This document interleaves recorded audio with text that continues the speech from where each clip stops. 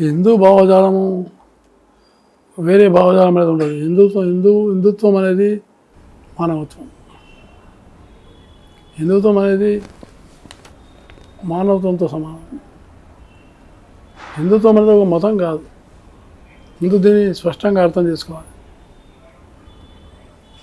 Christianity ఒక మతం, ఇస్లాం ఒక మతం.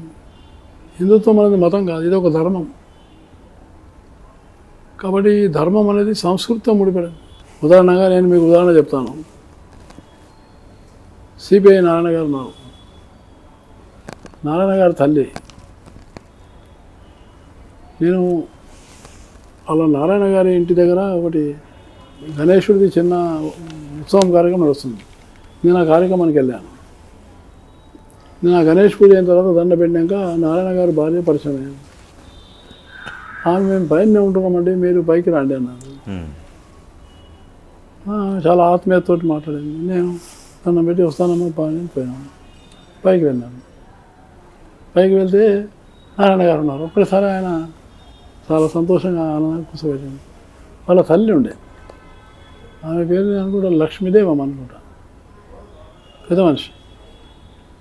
నేను ఆమె కలిసి దండం పెట్టి ఆశీర్వాదం తీసుకోగానే ఆమె, అయ్యా నేను మిమ్మల్ని బాగా ఏం చేస్తా, నేను మీకే ఓటేసిన అన్నది. అంటే ఏంటంటే రామునికి ఓటేసిన అన్నది.